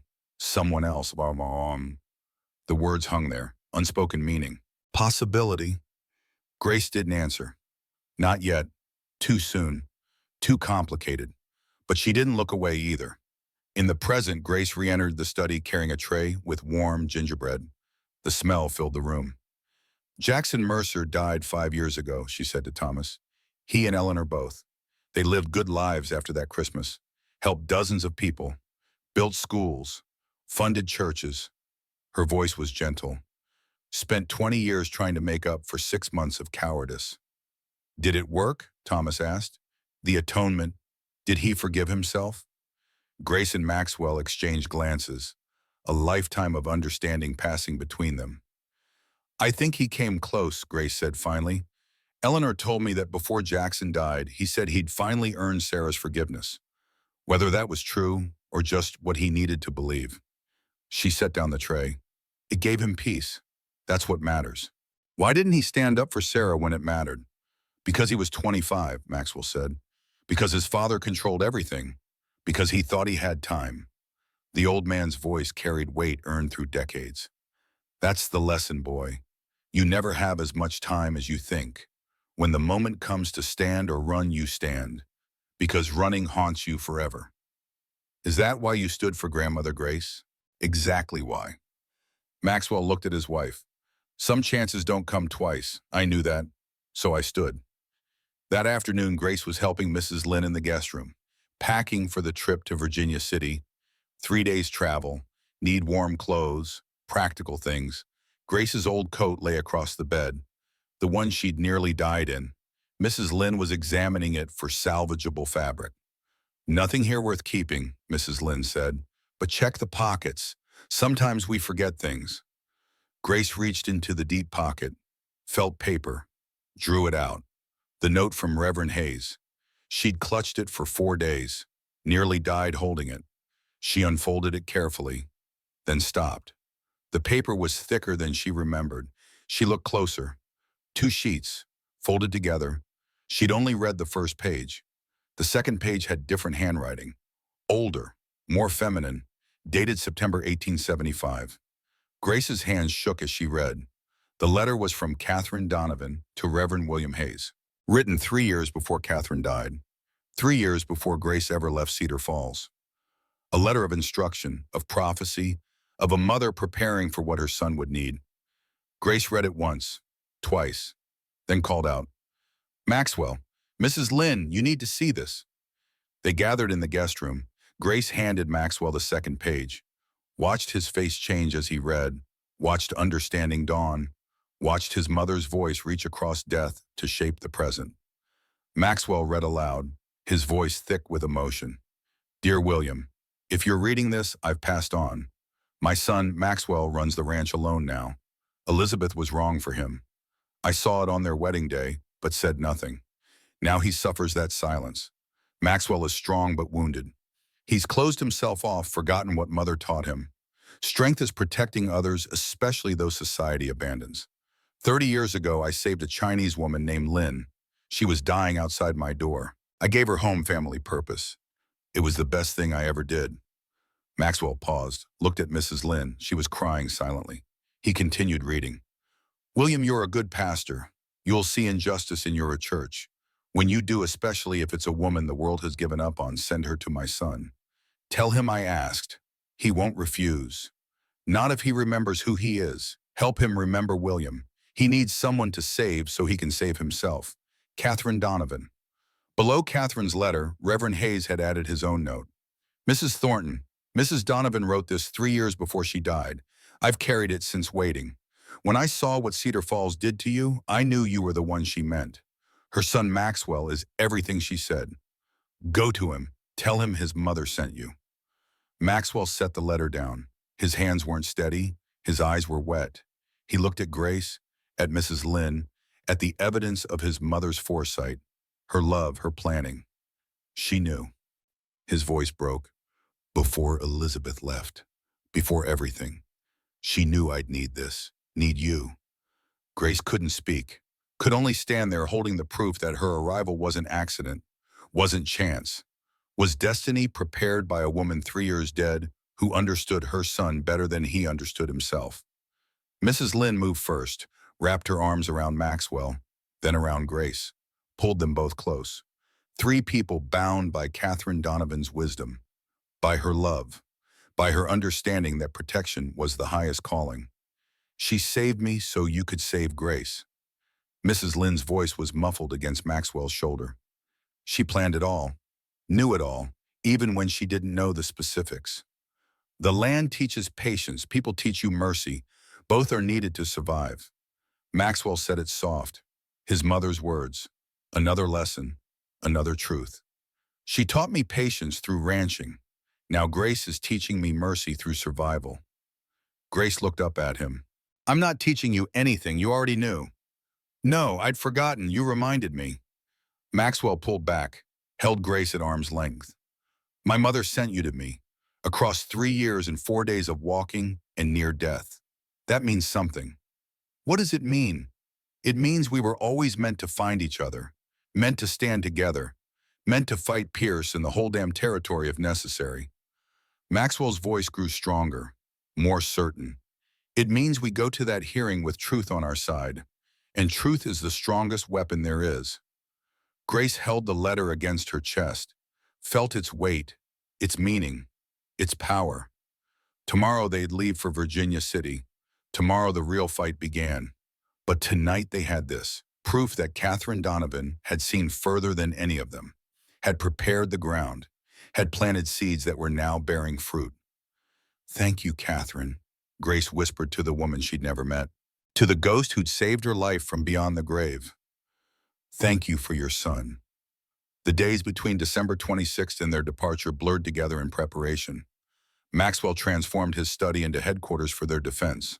Documents spread across every surface, survey maps pinned to walls, cattle records stacked in careful chronological order. Everything that proved his 11 years of continuous water use. Grace helped organize. Her education showed in how she read legal language, how she understood property law, how she asked questions that sharpened their strategy. "Pierce's argument rests on prior appropriation," she said, studying the Montana Water Code. "He claims his survey proves the spring originates on his land. But my survey came first, recorded first, used first." Maxwell tapped his 1867 documents. That's what prior appropriation means. First in time, first in right. His lawyers will argue your survey was inaccurate. Then we prove it wasn't. Territorial surveyor's signature. Official seal. Registration number that matches territorial records. Maxwell's jaw set. Truth is our weapon. We just have to make Judge Morrison see it. They practiced testimony. Maxwell drilling Grace on what to expect, how to answer hostile questions, how to stay calm when Pierce's lawyers tried to anger him. They'll bring up Daniel, he said to Timothy, your pregnancy, everything painful. Grace's hands tightened on her coffee cup. I know. You need to stay dignified. Let truth speak itself. Don't get defensive. Don't apologize. Maxwell's voice was gentle but firm. You did nothing wrong. Remember that. And if they make me angry, then take a breath, count to 3, answer the question you wish they'd asked, not the one they did. He smiled slightly. Lawyers hate that. By January 8th, everything was ready. Documents boxed, testimony practiced, strategy clear. All that remained was the journey. They loaded 2 wagons on January 10th. Maxwell Grace and Mrs. Lynn in the first. Jackson and Eleanor Mercer in the second. 5 people heading to Virginia City to face a man who owned half the territory and wanted more. The journey took 3 cold days. The first day they made 30 miles. Stopped at a way station where suspicious eyes watched Grace. Whispers followed them. But Jackson and Eleanor's presence provided protection. Respectability. The Mercers were known. Respected. Their support meant something. That night around the fire, Eleanor sat beside Grace. You're braver than you know. I don't feel brave. I feel terrified. Brave people usually do. Eleanor smiled.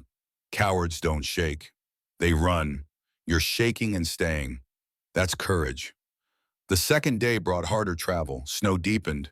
Wind picked up. They made only 25 miles before stopping. But spirits stayed high. Jackson told stories of early territorial days, but Lynn shared tales of Catherine Donovan's battles against injustice. Grace listened and felt less alone. The third day, Virginia City appeared on the horizon. 3,000 people. Brick buildings, actual streets. The courthouse stood at the center, imposing, the place where their fate would be decided. They checked into the territorial hotel. 2 rooms, Grace and Mrs. Lynn in one, Maxwell Jackson and Eleanor in the other. Everything proper, respectable. No ammunition for Pierce's lawyers. That evening, they reviewed strategy one final time in Maxwell's room. Pierce will attack your character, Jackson said. Make you look like a fool taken in by a scheming woman. Then we show the judge what Grace really is, Maxwell replied. A widow who survived cruelty. Nothing more, nothing less. And the water rights. 11 years of documented use, professional survey, everything legal and recorded. Pierce's documents are forgeries. We just have to prove it. After the meeting ended, Grace stood at her hotel window. Couldn't sleep. Tomorrow would determine everything.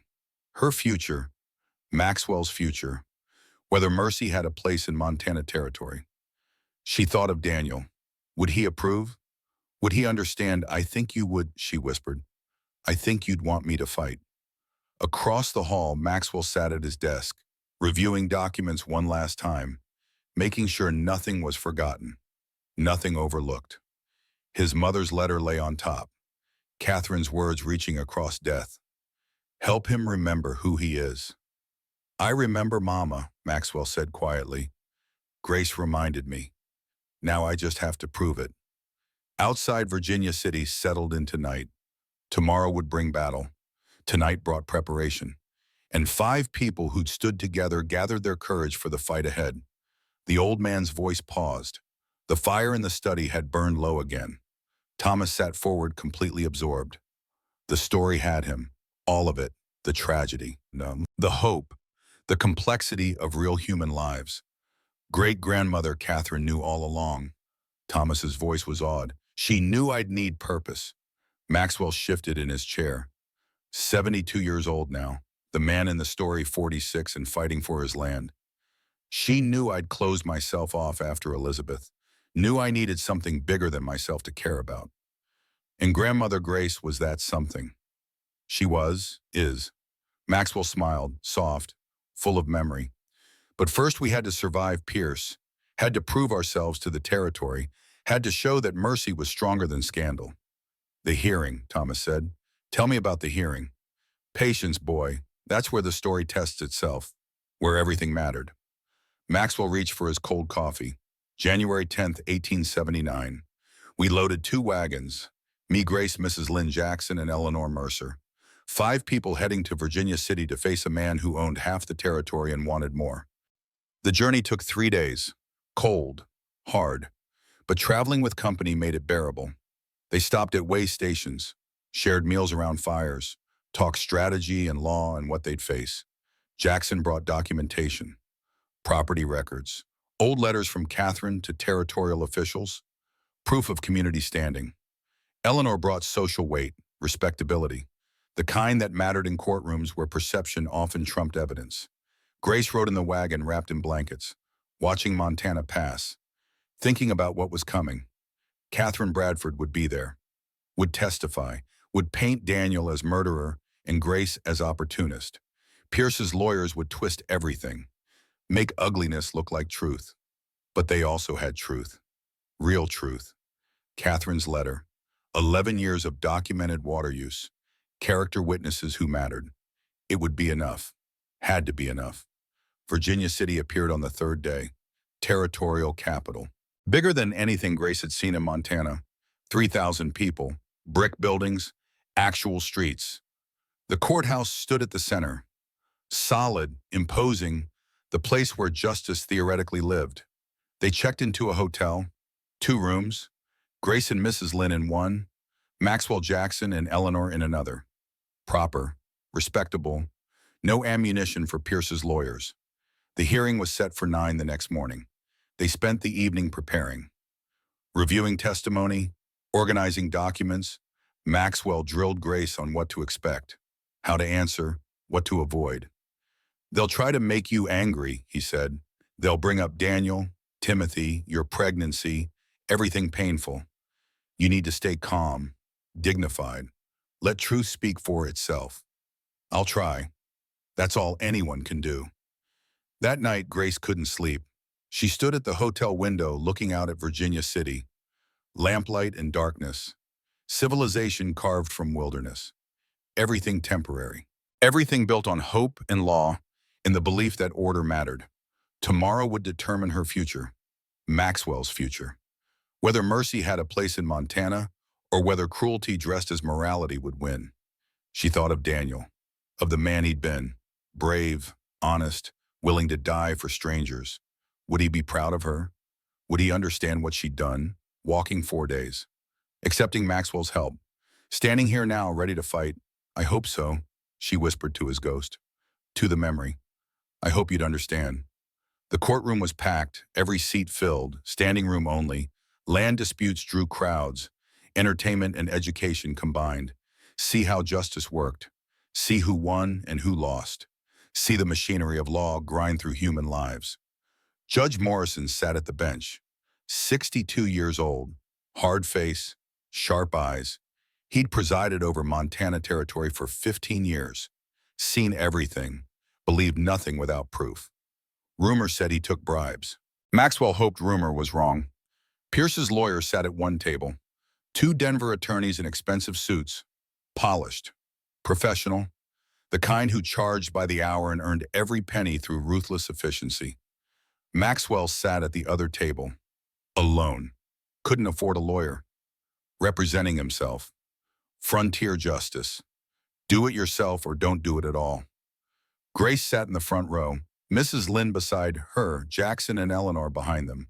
United front, visible support. The judge banged his gavel. Case of Franklin Pierce versus Maxwell Donovan. Water Rights Dispute Section 22 Montana Territory. Mr. Harrison, you may proceed.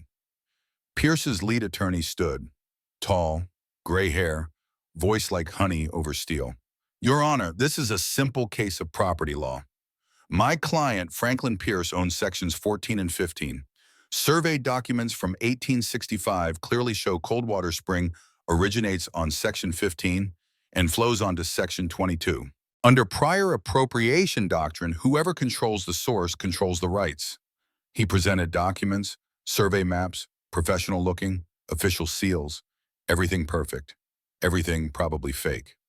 Furthermore, Your Honor, we question Mr. Donovan's fitness to hold homestead. The Homestead Act requires good moral character. Mr. Donovan currently harbors an unrelated woman of questionable reputation. This calls into question his judgment and moral standing. Maxwell's jaw tightened. Here it came. We call Catherine Bradford to testify. Catherine took the stand, sworn in. She looked tired, worn, but determined. She'd come to tell her truth, her pain. Mrs. Bradford, you know Grace Thornton. I know of her. She's married to the man who killed my son. Your son, Timothy, age 24, shot by Deputy Daniel Thornton during a bank robbery. Is that correct? Yes. And Mrs. Thornton is now living unchaperoned with Maxwell Donovan. So I'm told. Does that seem appropriate to you? Catherine looked at Grace, something complicated in her expression. No, it seems suspicious. Maxwell leaned forward, whispered to himself. This is wrong, all wrong. The lawyer continued. Mrs. Bradford was your son armed during the robbery. Catherine hesitated. Long moment. Then yes. So Deputy Thornton was responding to an armed robbery, correct? Yes, but Timothy was young, scared. He didn't deserve. Thank you, Mrs. Bradford. That's all. The lawyer sat, looking satisfied. They'd established Grace's connection to violence, to tragedy, to scandal. Exactly what they wanted. Judge Morrison looked at Maxwell. Your witness, Mr. Donovan. Maxwell stood, approached Catherine, spoke gently, respectfully. Mrs. Bradford, I'm sorry for your loss, truly. A mother shouldn't outlive her son. Catherine's eyes filled. Thank you. But Mrs. Thornton didn't pull that trigger, didn't rob that bank, didn't put your son in danger. She's a widow, like you, grieving like you. Why does her grief offend you when yours doesn't? Catherine opened her mouth, closed it, no answer. That's all. Maxwell returned to his seat. Next came Maxwell's evidence. Survey maps from 1867 and 68, both showing Coldwater Spring clearly on Section 22, signed by territorial surveyors. Official seals, documentation of 11 years continuous use, cattle records, water measurements, everything proving prior appropriation. Pierce's lawyer objected. These surveys contradict our 1865 documentation. Because your documentation is fake, Maxwell said flatly. There was no territorial surveyor in this region in 1865. That area wasn't even mapped yet. Your documents are forgeries bought to steal my water. That's a serious accusation, Mr. Donovan. Judge Morrison leaned forward. Can you prove it? I can prove my documents are legitimate. Territorial office will verify. Maxwell held up his papers. These have registration numbers, filed dates, witness signatures. Check them. The judge examined both sets of documents. His expression shifted, hardened. He looked at Pierce's lawyer. These registration numbers don't match territorial records I can access. Your Honor, I'm sure there's an explanation. I'm sure there is too, and we'll explore it, but not today. The judge set the papers aside. Continue, Mr. Donovan. Maxwell called Jackson Mercer to testify. Jackson spoke about Maxwell's character, his honesty, his work ethic, his care for the land and community. Strong testimony, believable. Then Eleanor testified about Grace's dignity, her suffering, the injustice of Cedar Falls, how protecting a widow demonstrated moral strength, not weakness. Finally, Maxwell called Grace. She took the stand, hands shaking but voice steady, wearing the blue dress, the green shawl, looking respectable, dignified, exactly what Pierce's lawyers claimed she wasn't. Mrs. Thornton, Maxwell said gently, tell the court how you came to my ranch. Grace told her story, all of it.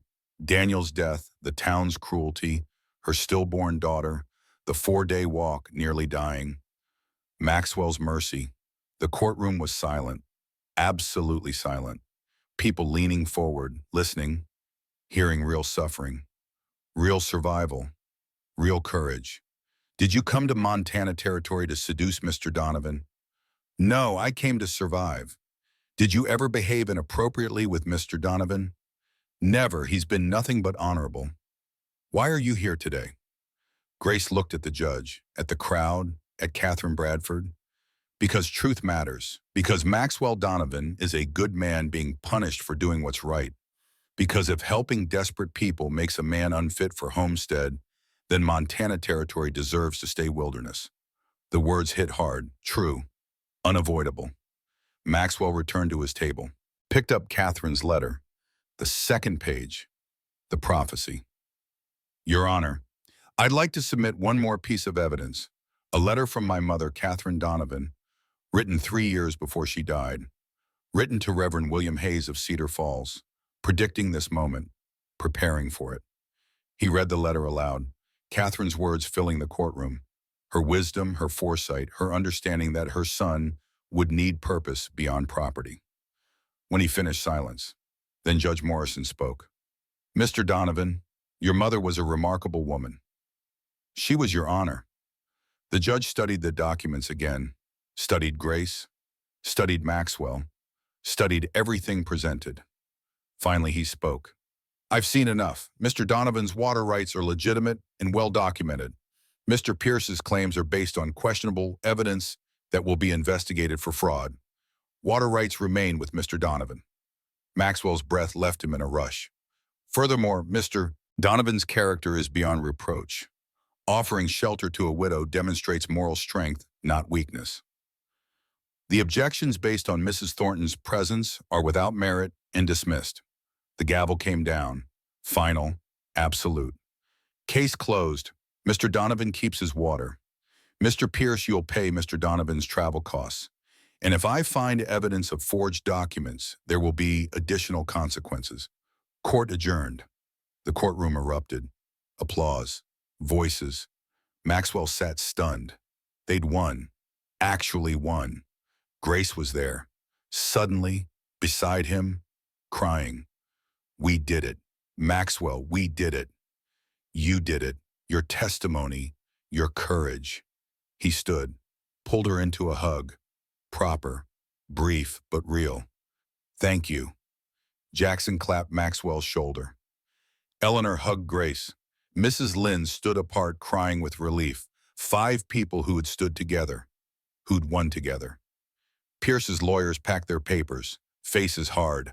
Pierce himself sat in the back row, furious, defeated. He tried to steal Maxwell's land through scandal and lies, failed at both. Outside the courthouse, winter sun felt warm. Victory felt warmer. Maxwell looked at the mountains, at the vast Montana sky. I chose right, he said quietly, never regretted it. Grace smiled, first real smile since Christmas. Me neither. The journey home took 3 days, light days, happy days, the weight lifted, fear gone, future open again. They reached Maxwell's ranch on February 1st. Spring thaw starting, icicles dripping, snow receding, hope visible in the land itself.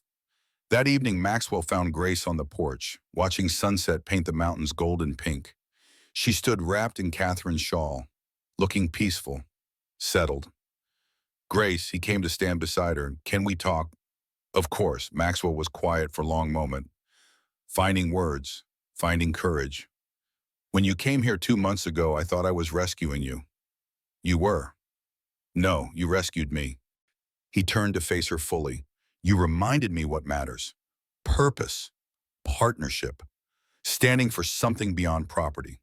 Grace waited, sensing what was coming. I'm 46 years old, set in my ways, married to this land in ways that destroyed my first marriage. I'm not easy. I'm not simple. I'm stubborn and solitary, and half the time I prefer cattle to people. Maxwell, but Grace, he took her hands, gentle, careful. I love you. I love your courage, your honesty, your strength. You make me want to be the man my mother raised, the man who protects and provides and stands against the world when necessary. Grace's breath caught. I'm asking you to marry me, not out of duty, not obligation, but because I love you, because you make me better, because I want to build a legacy together. He produced a ring from his pocket, simple gold band, small sapphire. My mother's. She wanted her daughter-in-law to have it.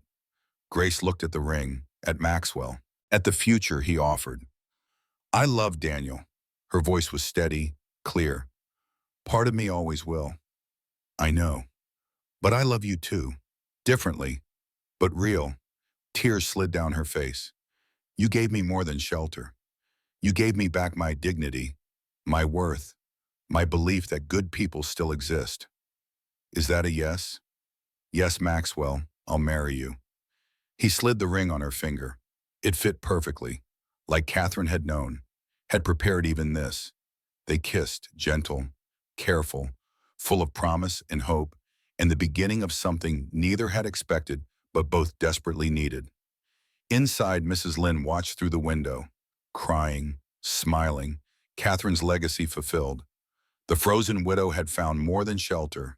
She'd found home, and the lonely rancher had found more than purpose. He'd found love. Montana stretched vast around them, cold, beautiful, indifferent.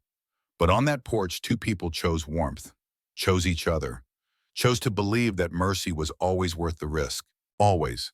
The wedding came in August, small chapel ceremony, Reverend Hayes officiating. He'd traveled from Cedar Falls specifically. Joy on his face. His plan, Catherine's plan, had worked. Jackson walked Grace down the aisle. Eleanor and Mrs. Lynn stood as witnesses. 30 community members attended. Genuine celebration. Even some former critics came, watching, witnessing, accepting finally that Grace belonged. Catherine Bradford didn't attend, never reconciled, carried her grief and anger to her grave 5 years later. Some wounds didn't heal, some losses couldn't be forgiven. That was human, sad, but human. Grace wore a cream-colored dress, simple, beautiful. Maxwell wore his best suit. They spoke traditional vows, words worn smooth by generations, but meaning everything in their specific mouths. In sorrow, and joy, sickness, and health until death. They meant it, both of them. The reception was at the ranch. Music, dancing, food. Mrs. Lynn outdid herself. People laughed. Celebrated. Two wounded people choosing life together. Choosing hope after loss. It deserves celebration. Grace and Maxwell danced, awkward, unpracticed, perfect. Happy, Maxwell asked. Happier than I thought possible. Grace looked up at him. Thank you for standing at that gate. Thank you for being worth standing for. The old man's voice faded. The fire was embers now. Thomas sat with tears on his face. Not ashamed, just moved. That was 1879, Thomas said. 26 years ago. 26 years. Maxwell looked at the window, at snow falling, at the ranch that had survived. We've had good years, hard years, lost some cattle, gained some land, built a life. And Grandmother Grace, still the strongest person I know. Maxwell smiled, still teaching me mercy every day. The door opened. Grace entered, 60 years old now, silver in her hair, face lined by time and weather, still beautiful, still strong. She carried a tray of fresh coffee, set it down, sat beside Maxwell, took his hand with automatic ease. 26 years of marriage in that gesture. You told him the story, she said. I did. Grace looked at Thomas. Your grandfather left out the best part. What part? The part where every day for 26 years he's chosen to stand at that gate, metaphorically, for everyone who needs shelter. We've helped 14 people over the years, gave them work, home, hope. That's Catherine's real legacy. Not the ranch, but the water rights, off the open gate. Thomas looked between them, understanding dawning. You're telling me this because I'm scared to leave. We're telling you because leaving doesn't mean the gate closes. Maxwell leaned forward. You go to Boston, you learn, you grow. But you remember home is where you're brave enough to let wounded souls heal, including your own. The world out there, Grace said gently, it's not always kind, not always just, but that's why we need good men in it. Men who know what Montana taught, what your great-grandmother knew, that mercy matters more than comfort, that protection is strength, that standing costs something, but sitting costs more. Thomas nodded, couldn't speak yet, just nodded. You leave in 3 days, Maxwell said. You'll be scared, that's natural. But remember, courage isn't the absence of fear. It's choosing to stand anyway, choosing conviction over comfort, truth over lies, people over property. I'll remember grandfather. Good boy. Maxwell stood, old bones creaking, 72 years of hard living, but still strong, still standing. Now, your grandmother made pie, apple. Let's eat it while it's warm. Tomorrow brings its own challenges. Tonight we celebrate being together. They moved to the dining room. 3 generations, connected by blood and story, and Catherine Donovan's wisdom reaching across death to shape life. Outside December, snow fell soft and endless, covering Montana, covering the ranch, covering the gate where 26 years earlier a frozen woman had collapsed and changed everything. That gate stood open still, would always stand open. Catherine's legacy, Maxwell's promise, Grace's triumph. Home wasn't a place. It was the people brave enough to open gates, to stand in cold dawn and carry frozen strangers to warmth, to fight territorial courts and social scandal, to choose mercy when the world demanded cruelty. Thomas would leave, would face his own gates, his own choices, but he'd carry this story, this truth, this knowledge that real strength was measured not in acres owned, but in lives protected. And someday when he faced his own frozen morning, his own stranger at his own gate, he'd remember. He'd remember and choose right, because that's what Donovans did. That's what mercy required, always.